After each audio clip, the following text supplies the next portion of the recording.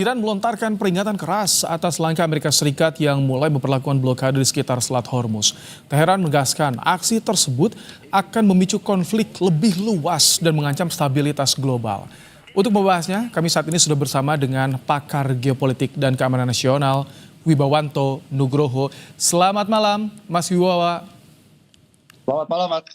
Ini jadi ada rencana pemblokiran Selat Hormuz, pemblokadean di sana. Ini konflik atau perang seperti apa yang akan ditimbulkan nantinya? Apakah akan lebih besar daripada eskalasi di awal Februari kemarin? Di akhir Februari maksud kami. Jadi harus kita pahami sejak awal ya, konflik ini karena ada pertentangan yang sangat ekstrim antara grand strategi Amerika, negara Teluk dan Israel dengan grand strategi Iran yang tidak bisa dikompromikan lagi. Nah, salah satu aspek itu adalah pengamanan choke points. Nah, pengamanan choke points itu adalah kepentingan survival dari setiap superpower, baik itu Persian Empire di masa lalu, Roman Empire, British Empire, dan semua empire, Ottoman Empire, semuanya. Nah, yang kedua, apa yang Trump lakukan sejak perang awal itu adalah bahwa pendekatan ofensif realis dilakukan untuk menyelesaikan permasalahan Iran yang sudah 47 tahun berlangsung, di mana konflik itu diawali oleh kebencian dari kedua belah pihak. Ya, Amerika merasa bahwa Iran adalah negara yang paling banyak membunuh rakyat Amerika melalui proksi-proksinya dari tahun 79 sampai 2026, sementara Iran juga mengklaim hal yang sama bahwa Amerika berkali-kali melakukan intervensi, operasi intelijen dan lain-lain kepada Iran, termasuk juga kasusnya Perdana Menteri Mossad di tahun 53 dan lain-lain. Nah, jadi apa yang dilakukan oleh Trump itu dari awal adalah ofensif realis, tidak menggunakan pendekatan liberal, tidak melakukan pendekatan international law. Karena international law itu tidak jalan, makanya Trump itu adalah presiden pertama di Amerika sejak tahun 79 yang melakukan pendekatan dengan operasi militer terbuka. Itu poin itu. Nah, salah satunya adalah resolusi Dewan Keamanan 1701 saja tahun 2006 tentang Israel dan Lebanon tidak bisa dilaksanakan. Karena ada gap antara prinsip-prinsip liberal di PBB dengan kondisi real geopolitik di lapangan.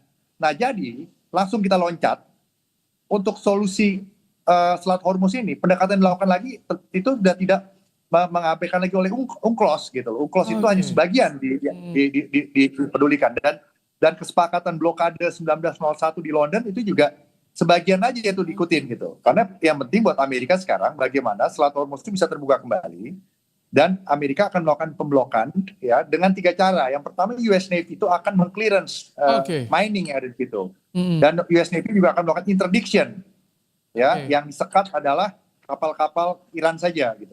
Dan yang ketiga, US Navy itu akan melakukan apa yang disebut dengan pengaturan lalu lintas laut di Selat Hormuz. Dan setelah itu Iran pasti akan merespon dengan serangan-serangan asimetris mengandalkan tembakan-tembakan dari coast, daerah coast, ya, atau disebut dengan coastal defense measurement. Dan jadi juga, pertempuran akan pecah di sana ya, Mas Wibawa? Ya, kalau Amerika melakukan tindakan koersif dengan pendekatan militer, ya, sudah pasti akan melahirkan respon dari IRGC dan juga kelompok Houthi di Yaman. Bahkan nanti Selat Bab El Mandab juga bisa ditutup tuh yang di laut Red Sea itu, ya. Nah, itu akan melebar. Nah, satu ya. Yang berikutnya, poin berikutnya adalah Cina itu dan Rusia itu juga tidak dalam posisi bisa menekan Israel, ya, dan juga tidak dalam posisi untuk bisa menekan Amerika, apalagi berkonfrontasi sama Amerika. Cina dan Rusia tidak mau berkonfrontasi dengan Israel karena mereka juga punya hubungan dekat dengan negara Arab dan juga dengan Amerika.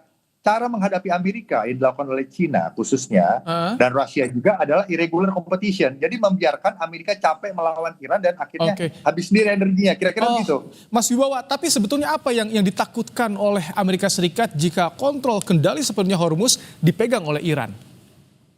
Loh, Iran itu tidak perlu menang perang untuk bisa jadi menang. Karena center of gravity-nya Amerika itu adalah legitimasi politik Presiden Trump di dalam negeri dan juga stabilitas dari global ekonomi. Kalau Hormuz ini dipegang oleh Iran dan Amerika itu disekat, siapa yang membela Amerika itu disekat, itu akan mengganggu yang namanya legitimasi Presiden Trump di domestik politik Amerika. Dan yang kedua, pasti akan mengganggu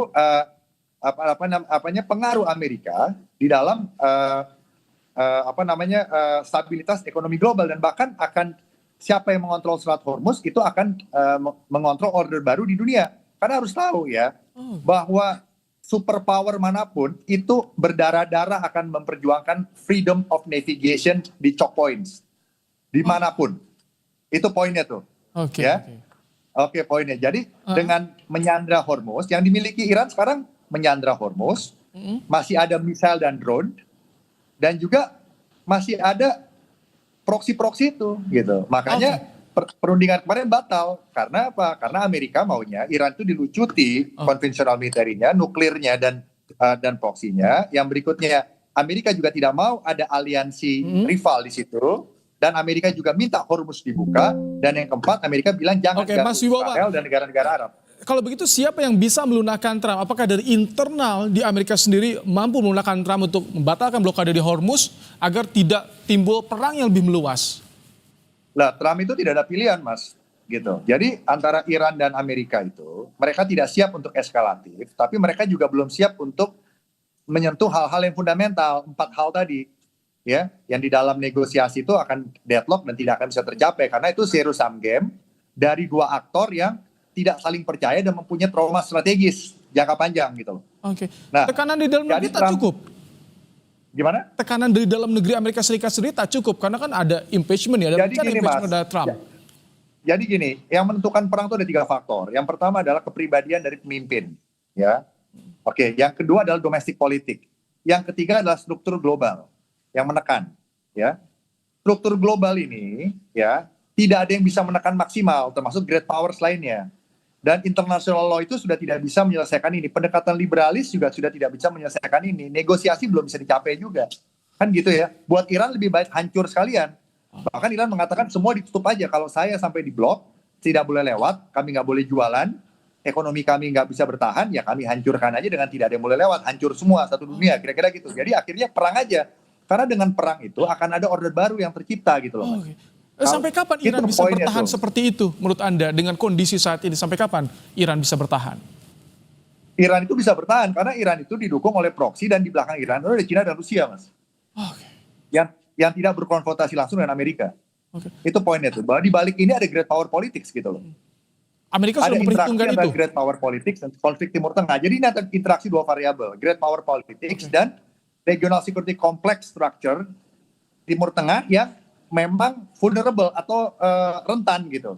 Bisa mencegah perang antar negara dalam beberapa tahun terakhir sejak perang Iran-Irak, tapi tidak cukup kuat untuk menahan low intensity konflik yang terjadi selama ini, khususnya yang melibatkan Iran melawan Amerika, Israel, dan Sunni Arab. Karena sekarang posisinya itu adalah Iran lawan everybody di Timur Tengah. Gitu loh. Itu posisinya gitu. Karena posisi geopolitiknya itu benar-benar ekstrim berbeda. Grand strategi juga berbeda. Itu bukan menjadi tekanan yang berarti bagi Iran. Ini melawan everybody di Timur Tengah tadi. Ya itu kan tekanan, makanya kan tekanan ini akhirnya pecah menjadi konflik terbuka yang dilakukan oleh Presiden Trump. Nah, semua yang saya bilang tadi, 4 pilar strategi superpower yang diterapkan superpower manapun termasuk Amerika, itu disetujui oleh Presiden Amerika manapun sejak tahun 79, dari Presiden Jimmy Carter, Presiden Reagan, George Bush Senior, Clinton, George Bush Jr., Joe Biden, dan Trump. Tapi Trump caranya berbeda. Dia melakukan tindakan unilateral, tindakan terbuka, military konfrontasi. Dan menghadapi siapa? Menghadapi Iran yang mengambil posisi balancing dan konfrontasi gitu loh. Jadi dalam posisi politik internasional itu ada 3. Hedging, main semana-mana dengan seperti Indonesia, bandwagon bergabung ke yang kuat, atau balancing. Nah masalahnya Iran ini balancing dan secara konfrontasi memang melawan Amerika sejak tahun 79. Itu poinnya tuh. Jadi memang harus pecah. Pecahnya dengan kesepakatan, ada moderasi di antara kedua belah pihak, atau perang. Gitu loh. Karena sudah tidak ada lagi pendekatan liberalisme yang sampai saat ini berjalan gitu. Baik, Kami tangkap. Eskalasi di Timur Tengah, perebutan pengaruh Selat Hormuz masih terus terjadi antara Amerika Serikat dan juga Iran. Terima kasih Mas Wibawanto Nugroho, pakar geopolitik dan keamanan nasional, telah menyampaikan pandangannya di program Kompas Malam hari ini.